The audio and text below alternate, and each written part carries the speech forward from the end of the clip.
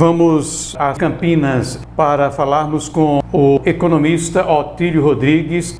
No Nordeste, praticamente 80% a 90% da população nordestina ou tem vínculo direto com os governos, que tem esse viés comunista, socialista, ou as pessoas têm uma dependência indireta. Por exemplo, não tem nenhuma empresa de comunicação do Piauí considerada de médio ou de grande porte que não seja subvencionada com o dinheiro dos pagadores de impostos, que há 20 anos tem o PT como aquele que domina. E aqui houve uma aliança, como você sabe, do Nordeste, entre as oligarquias e os comunistas do Piauí, agora estão subordinados a Wellington Dias, que é comunista. Comunista só na aparência, só no discurso. Na prática, não. Pede para o Wellington Dias mostrar o extrato do imposto de renda dele antes dele se tornar político e agora. E que ele demonstre, se ele abre o imposto de renda dele para demonstrar como que ele conquistou o patrimônio que ele tem. Seria como homem público,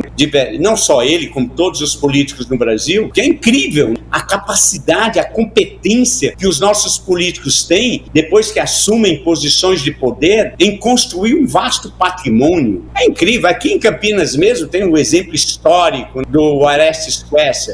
E eu conheço pessoas que estudaram com ele, que viveram com ele quando ele era estudante aqui na PUC, em Campinas, das dificuldades materiais que ele tinha. E esse sujeito depois se tornou prefeito de Campinas, deputado, senador, governador, e construiu um vasto império. E tudo isso é incrível, é a competência, né? E São Paulo tem muitos exemplos, não se limita ao Nordeste. Paulo Maluf é outro, que é um exemplo assim, de competência, de excelência na construção de patrimônio no setor público. É uma vergonha para a população. Essas pessoas são comunistas, eles são socialistas apenas no discurso. É de uma hipocrisia tremenda. Tem o exemplo do Chico Buarque, que é um grande artista, um grande intelectual, fez obras primas da música, maravilhosas, fantásticas, é um gênio da poesia lírica, da criação literária e musical e poética. Entretanto, esse sujeito tem um discurso também de socialista, de comunista. Agora pergunta se ele comunga, se ele compartilha o patrimônio dele. Pergunta onde que ele tem um apartamento. Em Havana? Não, em Paris.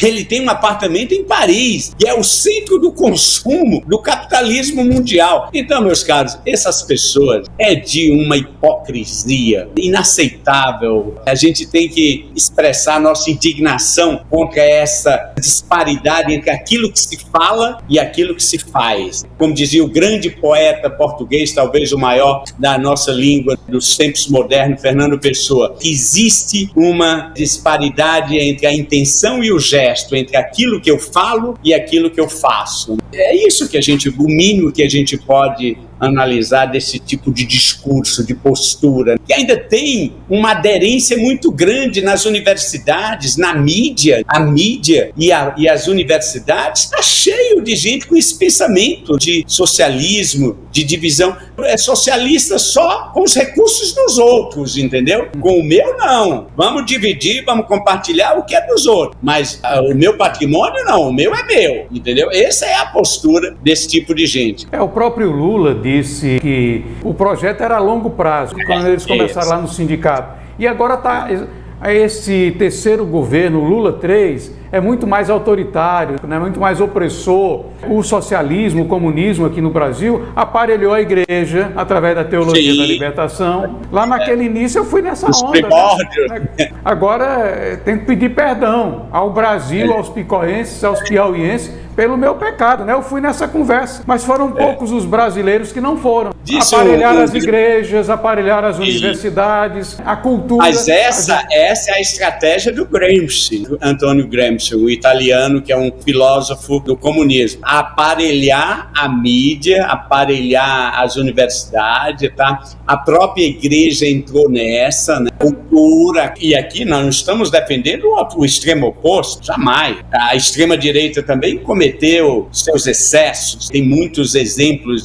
Agora, o que um cidadão comum que procura trabalhar honestamente, que procura cultivar princípios, valores, nós não podemos embarcar nessa canoa furada nem de um lado nem do outro, mas vamos manter uma postura crítica e vendo as coisas como elas são. Não tenha dúvida que na Universidade Brasileira, nos currículos, aquilo que é estudado é a ideia do pensamento único, não permite a contestação, o contraditório, o diferente, a coexistência do pensamento divergente, e isso tem que ser... Não, mas aí entra nessa polarização de nós contra os outros e ficam alimentando isso, porque isso está alinhado com o instinto primitivo do animal, que uma vez atacado vai reagir. Se a gente imagina que o ser humano é dotado da faculdade da razão, e a gente sabe que a razão tem suas limitações, mas não podemos entrar nesse jogo. Vamos promover a discussão, o debate, a livre expressão das ideias,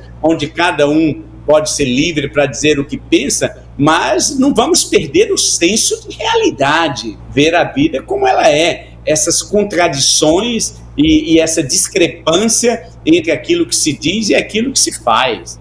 É por aí que eu penso que a gente tem que agir, Arivan.